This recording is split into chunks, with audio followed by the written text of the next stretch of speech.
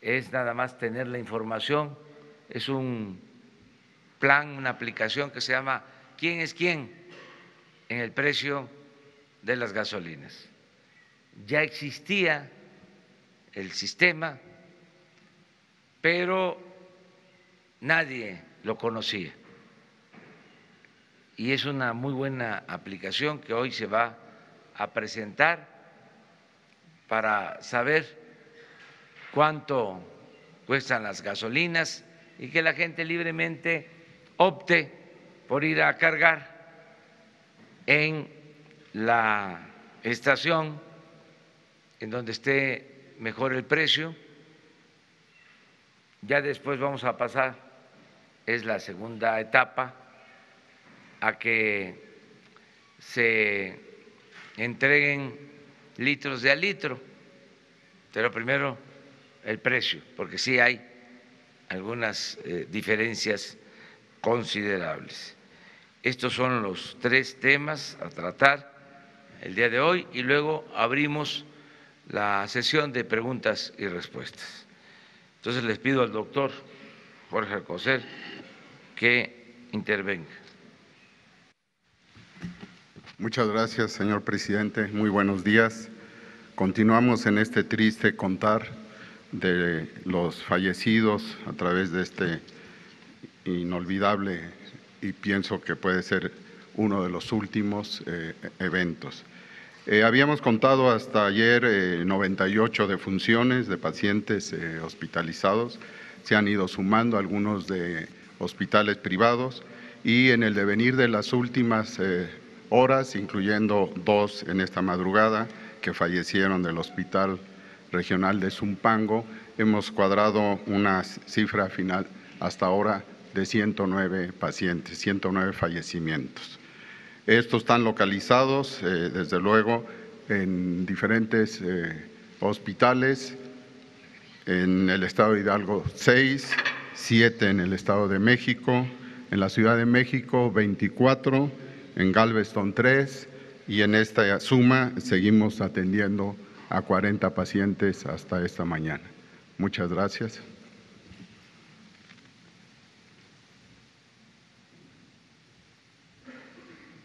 Con su permiso, señor presidente.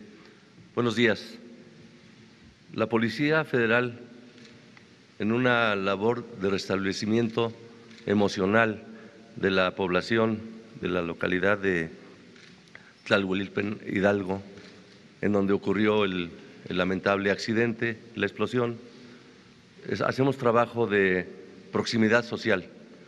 El trabajo social a cargo de policías federales, psicólogos expertos en atención emocional, ha logrado mantener no solamente la seguridad perimetral de la población de la localidad, a efecto de evitar riesgos de accidentes, y ha sido la propia sociedad, la comunidad, la que nos informó la existencia de 14 tomas clandestinas de altísimo riesgo que estaban en las inmediaciones de esa población en el desarrollo de los ductos de Pemex.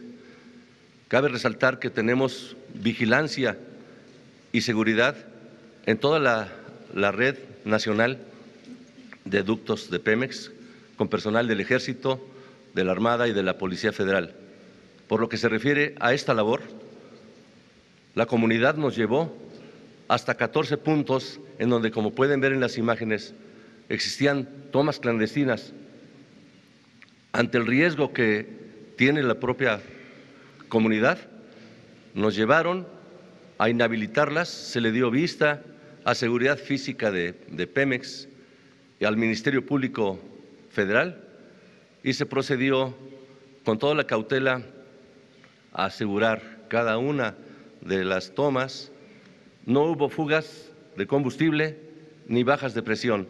El sistema sigue operando felizmente en condiciones que le da suficiencia para mantener el abasto a las ciudades y a la población de nuestro país. Es cuanto, señores. Buenos días. Con su permiso.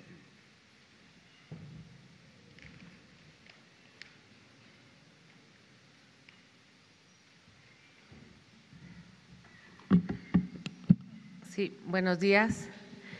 Bueno, referente a los precios de los combustibles, tanto de gasolinas como gas, quiero informarles que para todo el público, para todos los mexicanos, ya existe una aplicación que la Comisión Reguladora de Energía ya tenía, que se llama ¿Quién es quién? Es muy fácil, no sé si lo tiene Jesús. Sí, es muy fácil. Esta aplicación es para conocer el precio del gas. Todos desde su celular bajan la aplicación AmiGas.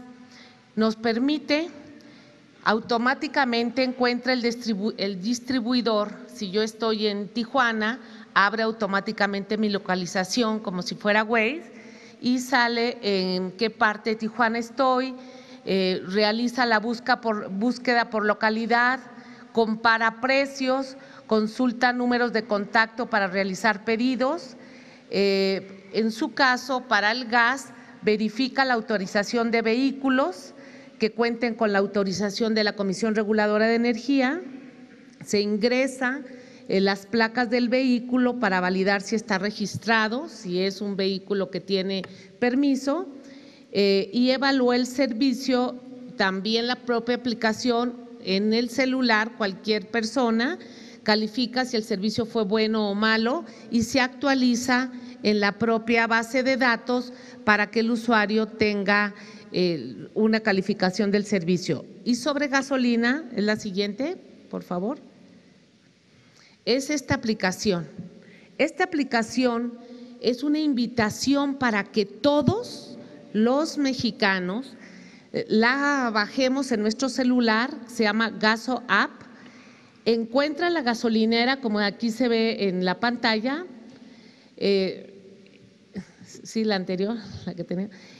Ahí nos dice exactamente si está cercana, si es más barata, si es más cara, y esto nos va a ayudar porque de acuerdo a la ley, la gasolina pues está en el mercado, en el libre mercado, y sí tenemos una diferencia de precios muy sustancial. Ayer, por ejemplo, amanecimos aquí a 18 pesos con 30 centavos, 18 pesos con 50 centavos, y si todos los mexicanos nos enteramos, nos va a ayudar incluso a que los precios sean más justos y no haya tanto disparidad. Se selecciona el combustible, se escoge el radio en kilómetros,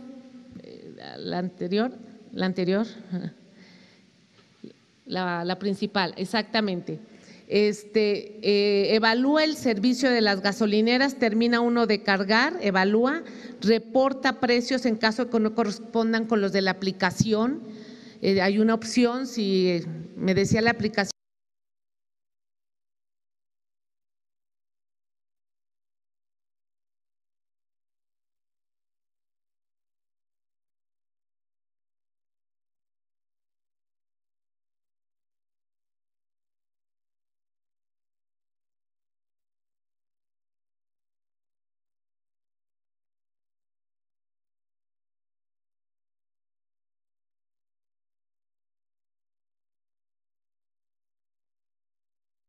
Esto es básicamente la información. En este caso, sería bueno que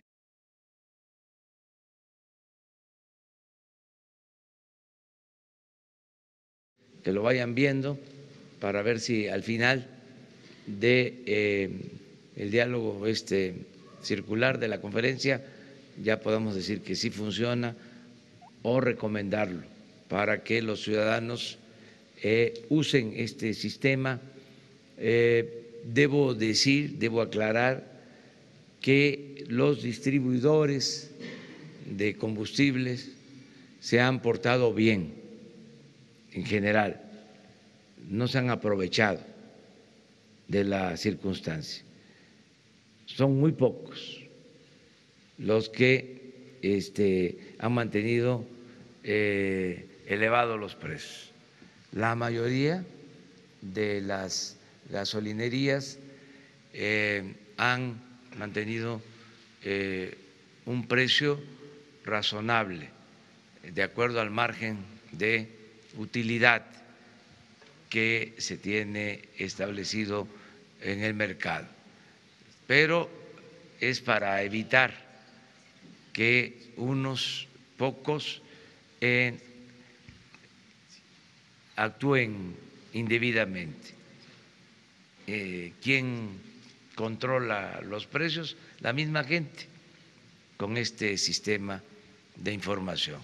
Hay que ir a cargar gasolina en donde hay buen precio y en donde se pueda demostrar posteriormente que se entrega completo, es decir, litros de a litro, que no hay fraude en las estaciones de distribución de gasolinas.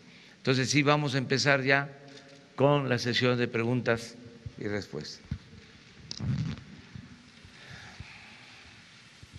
Los tres, ustedes, y luego tres mujeres, tres compañeros de acá. ¿Sí? Gracias, señor presidente. Manuel Rápalo con el medio Al Jazeera en inglés. La pregunta sobre Venezuela.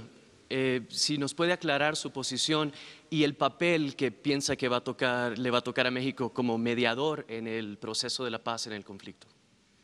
Ya fijamos ayer nuestra postura a partir de lo que establece nuestra Constitución. El artículo 89 de la Constitución, fracción 10ª, con mucha claridad, define cuál debe ser la política exterior de México, apegada a principios como el de no intervención, el de autodeterminación de los pueblos, el de la solución pacífica de las controversias, el del diálogo, el de la defensa de derechos humanos. Entonces, con esos principios estamos actuando. Nosotros vamos a procurar siempre tener buenas relaciones con todos los pueblos y con todos los gobiernos del mundo. Y este caso lo está tratando el secretario de Relaciones Exteriores, Marcelo Ebrard, con todo nuestro respaldo y con respeto a lo que establece nuestra Constitución. Nosotros tenemos una historia muy importante en cuanto a política exterior, apegada a principios, y eso va a continuar. Si en algún tiempo se desviaron de esos principios, nosotros no lo vamos a hacer, no vamos a actuar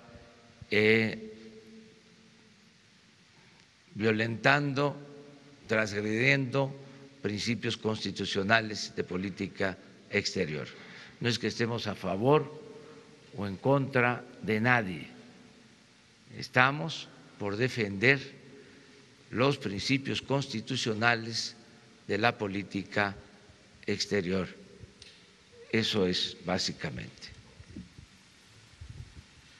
Buenos días, Alexis Pavón de SDP Noticias. En el mismo sentido, me gustaría saber si tiene algún tipo de reacción en cuanto a que ayer el presidente Nicolás Maduro reconoció el posicionamiento de Uruguay y México en cuanto a una ruta al diálogo y si su gobierno estaría dispuesto, primero si ha tenido contacto a partir de entonces con la representación venezolana y si su gobierno estaría dispuesto a organizar encuentros entre Maduro y sus opositores.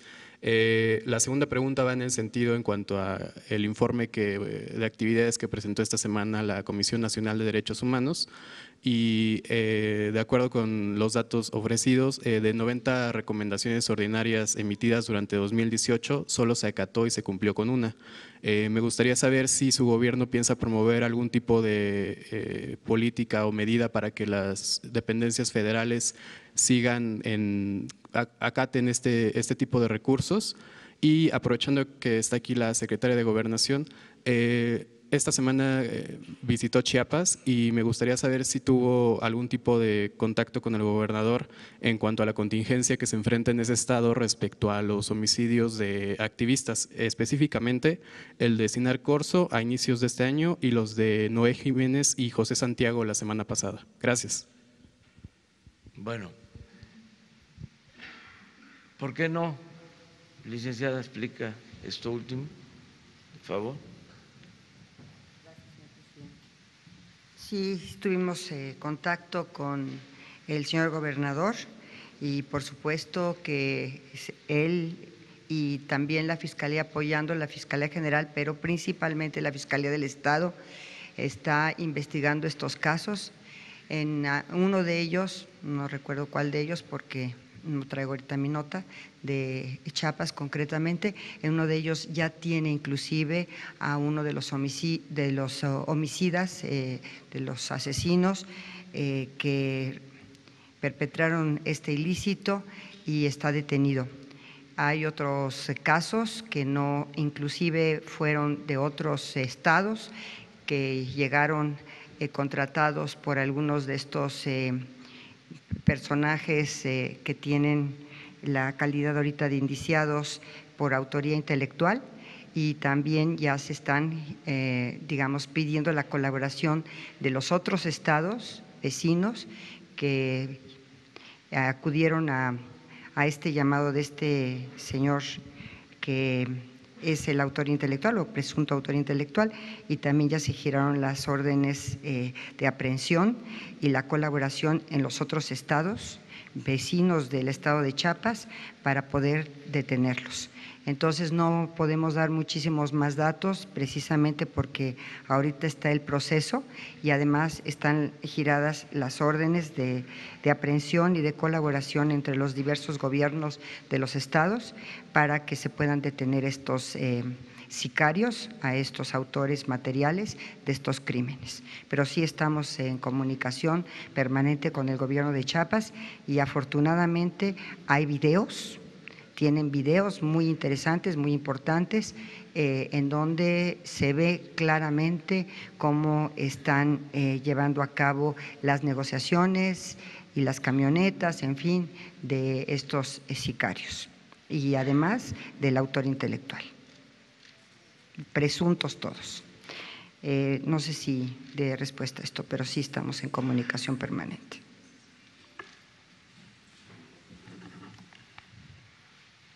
¿Qué es aquí?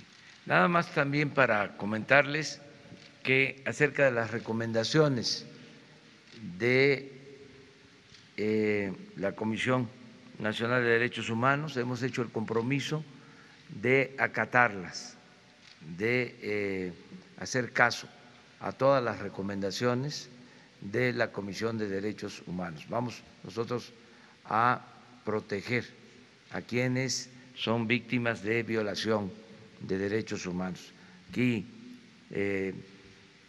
quise que se quedara la licenciada Olga Sánchez porque ayer nos comentaron sobre el caso del periodista asesinado en Sinaloa, Javier Valdés, y tengo entendido de que van a estar familiares el día de hoy, su esposa. Le he pedido a la secretaria de Gobernación que le atienda personalmente, que le dé toda la información que tenemos, que platique con ella y que tenga la seguridad plena de que nosotros vamos a apoyar en toda la investigación, todo lo que esté de nuestra parte, y que las veces que desee estar aquí con nosotros y expresarse, manifestarse, están abiertas las puertas para atenderle. La licenciada tiene un informe que presentarle, no lo queremos hacer público por razones de tipo legal, pero que se les va a informar ampliamente y vamos a estar nosotros al tanto de esto, y si pasa el tiempo y no hay avances, que venga con nosotros y que aquí se pueda expresar.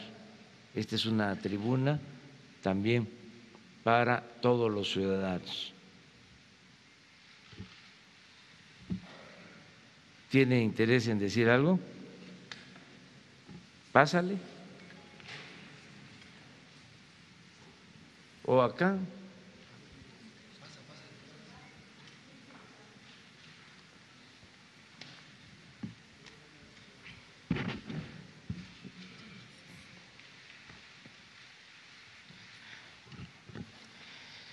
Buenos días a todas, a todos.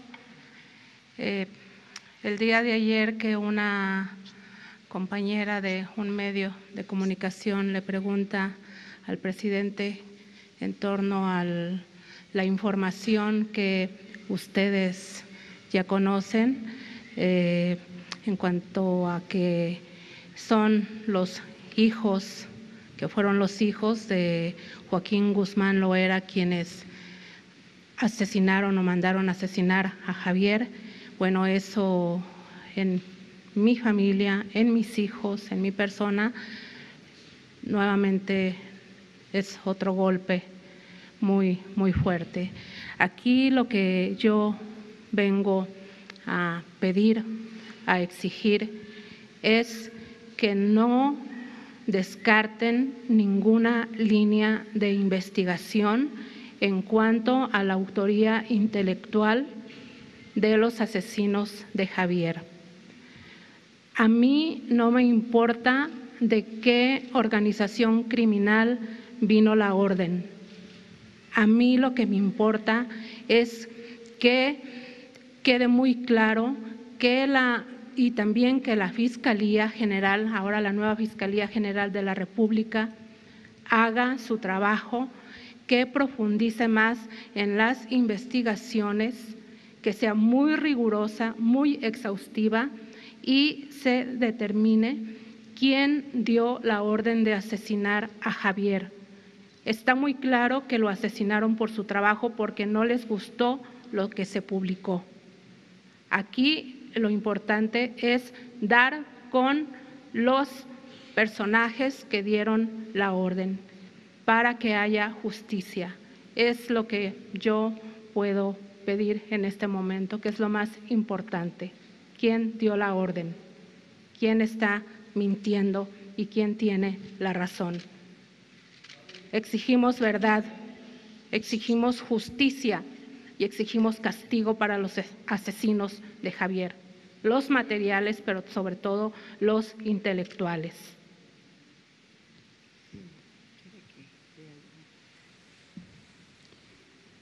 Señora Griselda Triana, por supuesto el Gobierno de la República está empeñado en hacer justicia, en atender las preocupaciones que nos acaba de manifestar.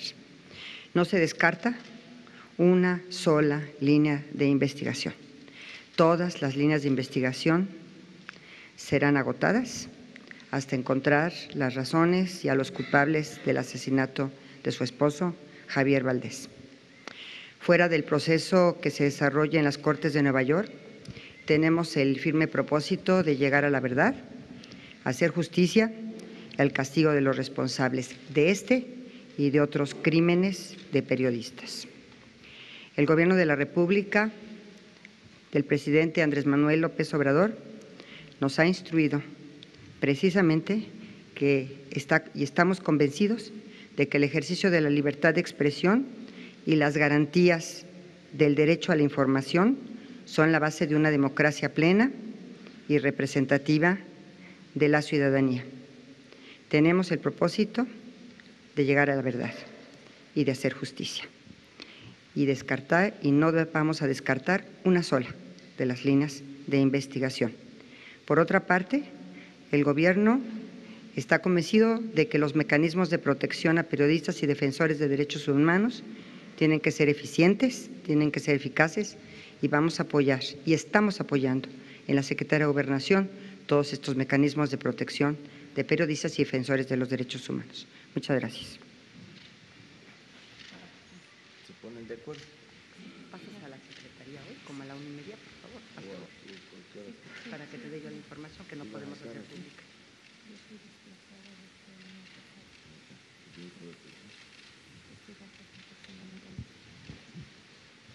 Te espero allá.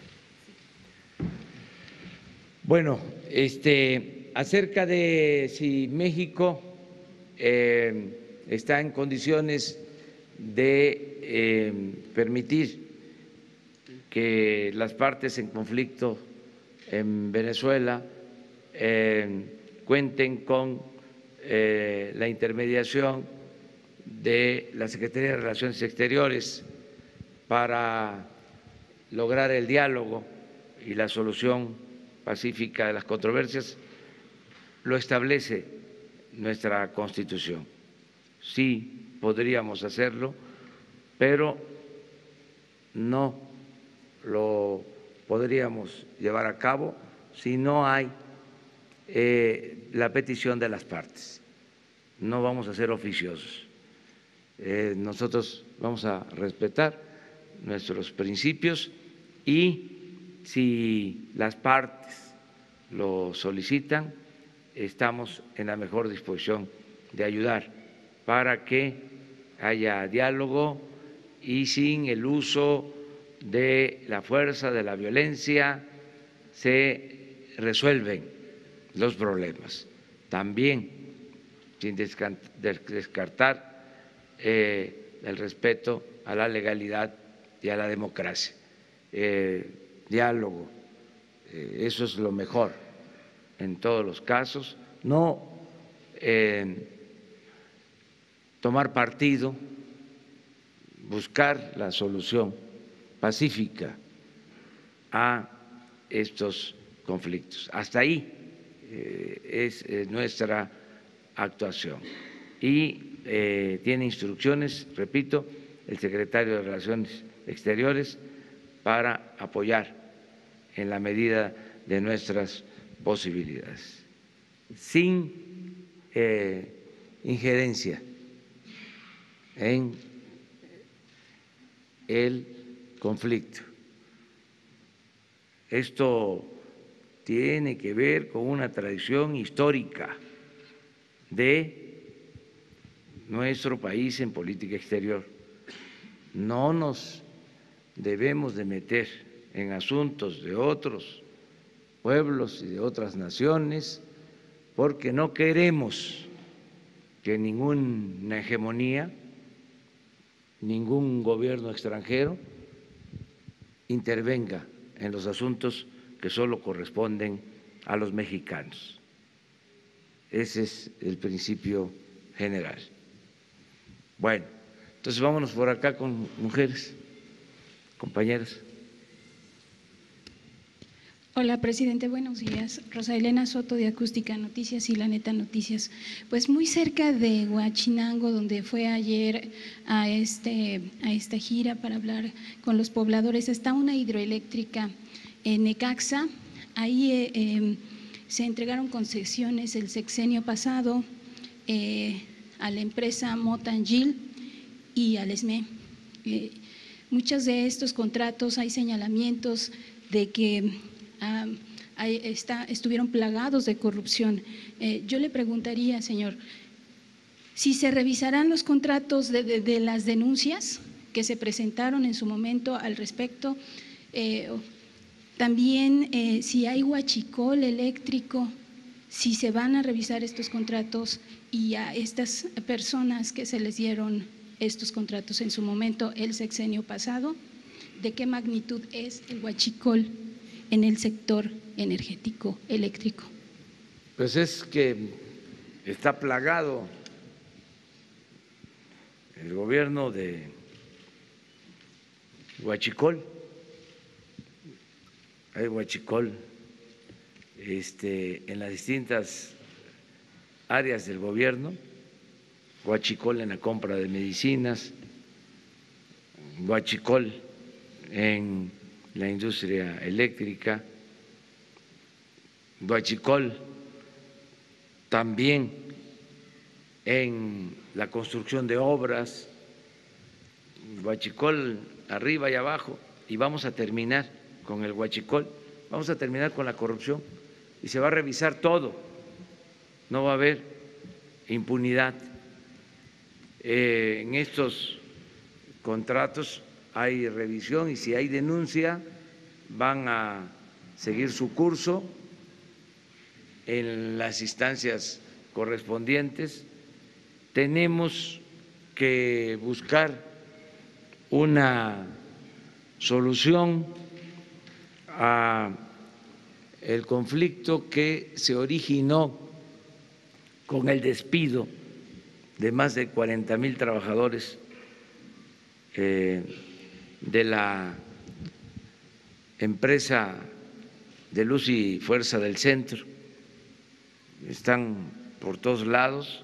Parte de esto que menciona de la empresa Necaxa tiene que ver con un grupo de trabajadores de la empresa de Luz y Fuerza del Centro. Le he pedido a la secretaria de Energía, Rocío Nale, que hable con todos, porque complica la situación el hecho de que están divididos. Tenemos que buscar la forma de unificarlos, sobre todo a los trabajadores, tomando en cuenta también la opinión de los antiguos dirigentes. Este era un sindicato ejemplar, era el sindicato posiblemente más democrático de México durante muchos años, hasta que lo quebraron, lo destruyeron con saña en el periodo neoliberal. Entonces, tenemos que buscar la forma de ayudar a los trabajadores y de resolver casos de corrupción que se hayan presentado, no atribuibles a los trabajadores, sino a empresas que se valieron de la ocasión. Pero en eso estamos. Aprovechando, pues en la semana Javier Lozano mencionaba que el despido de trabajadores, de burócratas que se da en su sexenio es comparable con el que se dio en la época de Felipe Calderón, con esta situación del SMI. No, ¿Qué piensa nosotros al no. respecto? El ajuste se hizo arriba, nada más se cortó el copete de privilegios. Los trabajadores de base sindicalizados se respetaron. Lo dijimos, compañera, a ver, allá atrás, las dos, y luego. Buenos días, presidente. Ruth Muñiz, de Ruido en la Red y Quinto Elemento Lab. Preguntarle, y aprovechando que está la secretaria de Gobernación, entre 2015 y 2018 la Secretaría de Gobernación le asignó a 27 entidades más de 4,000 millones de pesos para la implementación de la alerta de género. Dinero que los estados gastaron en todo menos en el mecanismo y que, bueno, se ha visto reflejado en el incremento de este delito. Saber si hay algún mecanismo de fiscalización que vaya a hacer la Secretaría de Gobernación para cómo están gastando las entidades este dinero y saber si ya hay algún plan específico de su gobierno para atender esta problemática. Usted ha dicho que va a atender la seguridad pública de todos, pero sabemos que el feminicidio es un delito específico que requiere atención específica.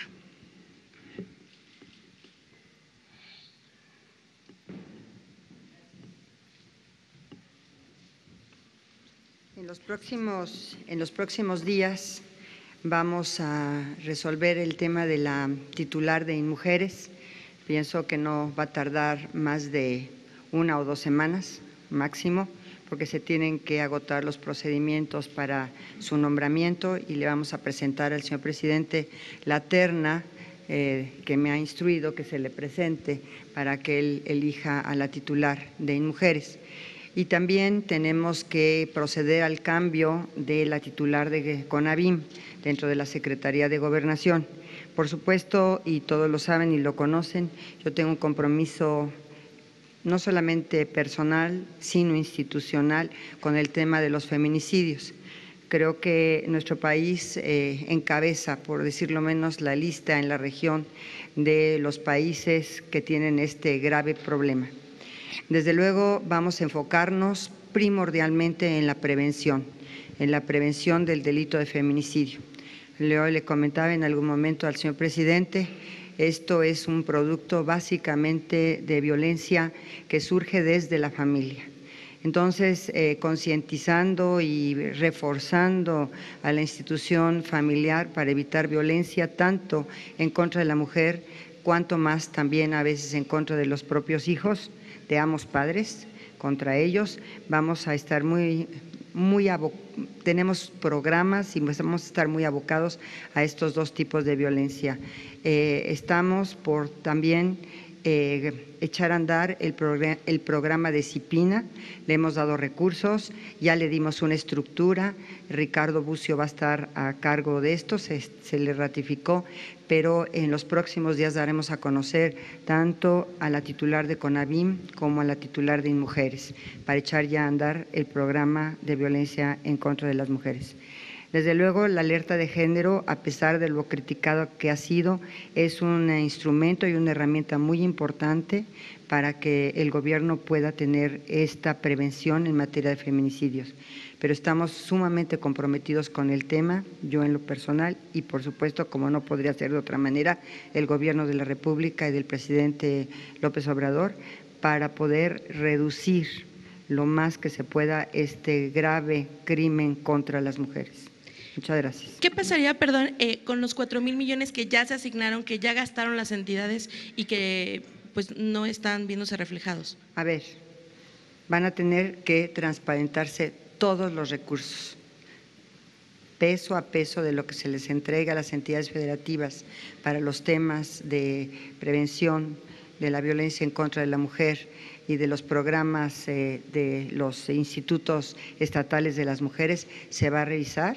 Por supuesto, se asignó, y lo cual estamos sumamente reconocidas al presidente de la República, que se dieron todos estos recursos para la prevención de la violencia y también tenemos que dar buenos resultados, no solamente a nivel internacional en la CEDAW, sino al pueblo de México respecto de la prevención, porque más que otra cosa es prevenir que se vayan sucediendo estos graves ilícitos en contra de las mujeres.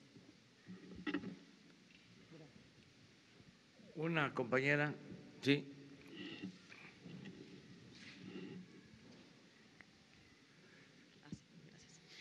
Hola, buenos días.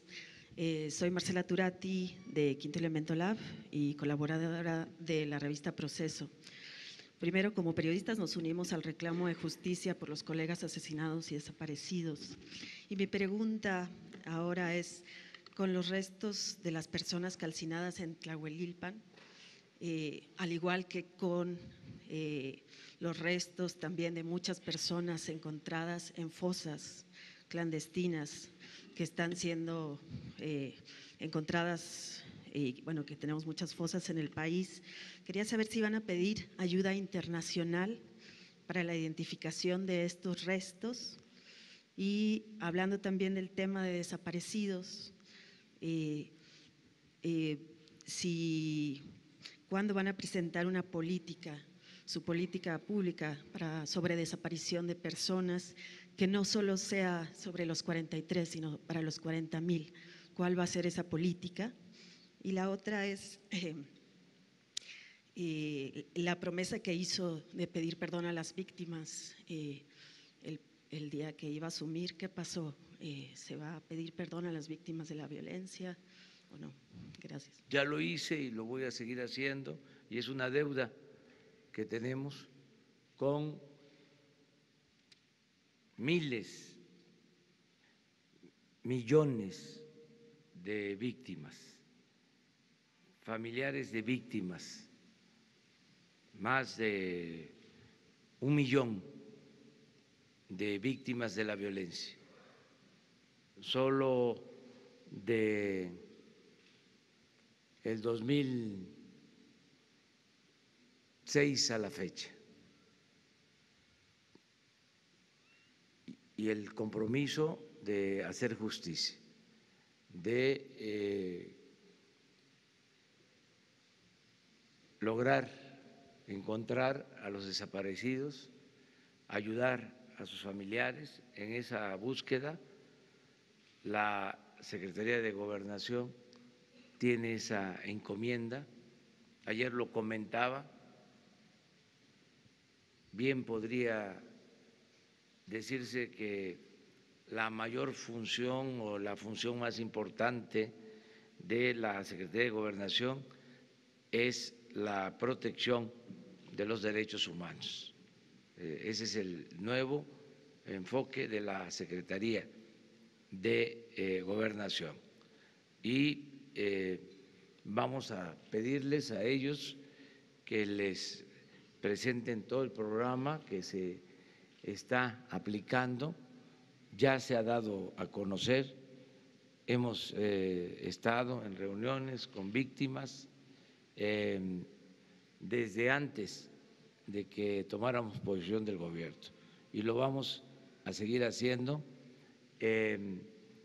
Hoy precisamente no está aquí el subsecretario de Gobernación porque está ocupado de atender a víctimas, y la licenciada se va a poner de acuerdo con ustedes para que se haga una presentación sobre el plan general.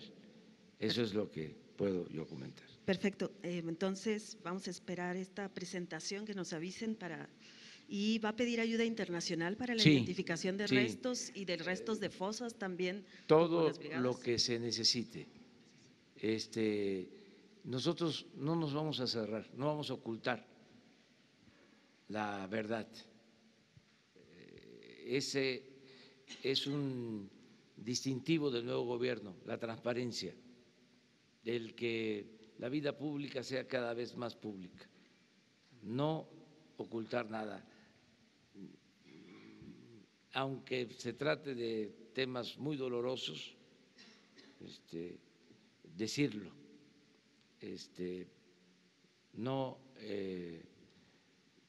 evadir nuestra responsabilidad, ¿no? Para nada. A ver, 3 hombres. Vamos, Ricardo. Señor presidente, si me permite, en homenaje a Javier Valdés, quien nos dejó una lección de vida en lo profesional y en lo personal, a todos quienes lo tratamos. Señor presidente, es entendible y muy loable que su gobierno esté atendiendo las emergencias de todas las comunidades por las que atraviesan los ductos, porque está visto que en este país los pobres son siempre los que pagan las tragedias. No hay tragedias en los fraccionamientos de los ricos, nunca. Lo que para muchos de nosotros fueron molestias, las colas en las gasolineras, para ellos es fuego y muerte. La pregunta, señor presidente, es si se atreverá usted a enfrentar el tótem, el vellocino de oro de los gobiernos recientes para desarrollar un nuevo modelo económico propio, como han hecho Corea, Malasia, Singapur en el sudeste asiático, Botswana en África. Un nuevo modelo de vida de este país para aprovechar lo que usted llama el enorme potencial del trabajo y la honradez de los mexicanos, además de nuestras tierras, nuestras costas, nuestra ubicación geoestratégica que nos permite mirar a todo el mundo. Pero sobre todo, cerrar ya no la brecha, sino la inmensa, creciente, brutal y ofensiva distancia entre los cada vez menos que tienen más y los cada vez más que tienen menos, señor presidente. Eso, Ricardo, es el propósito del gobierno, propósito principal. A mí no me importa la parafernalia del poder. no estoy aquí para disfrutar del cargo. El poder, siempre lo he dicho y lo he puesto en práctica, el poder solo tiene sentido y se convierte en virtud cuando se pone al servicio de los demás. El propósito del gobierno que represento es llevar a cabo la cuarta transformación de la vida pública del país. Y esto significa desterrar el principal problema de México, que es la corrupción y la impunidad.